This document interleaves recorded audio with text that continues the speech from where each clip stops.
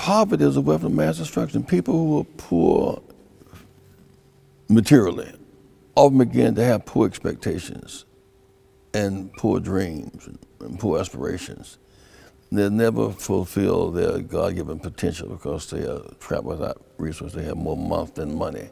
50 years ago, Martin Luther King Jr. and the Southern Christian Leadership Conference planned to march on Washington to demand economic justice for poor people in the U.S., his final crusade. We're coming to Washington in a poor people's campaign.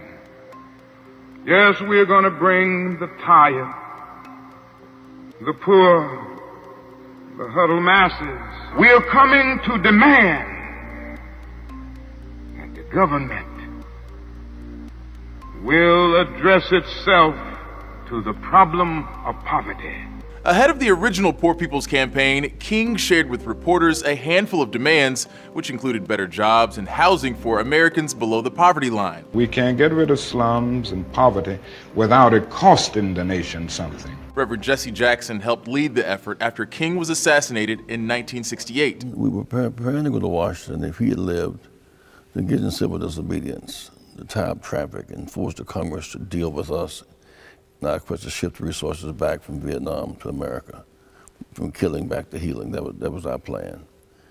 We didn't do that, but we did have a resurrection city set up, a camp where thousands could sleep in the mud at night, as it were, to put the focus on working poor people. 50 years later, faith leaders and organizers have revived the Poor People's Campaign in an attempt to address King's unfinished business. The latest iteration of the Poor People's Campaign is like the original in that it seeks to refocus the nation's attention on the most vulnerable.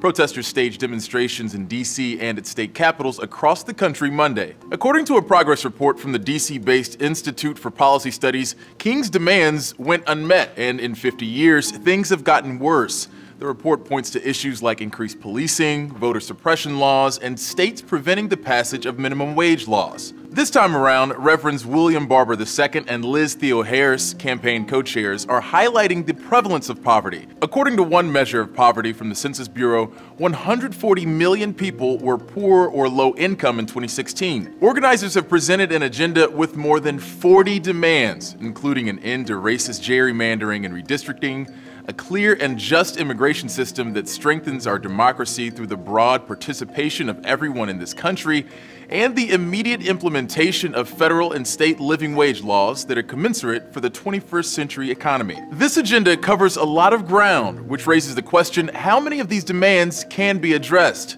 Organizers of the revived campaign think King's original 5 demands were unmet. The Poor People's Campaign will continue with 40 days of protests, but Reverend Barber told the Los Angeles Times that this campaign is meant to last much longer.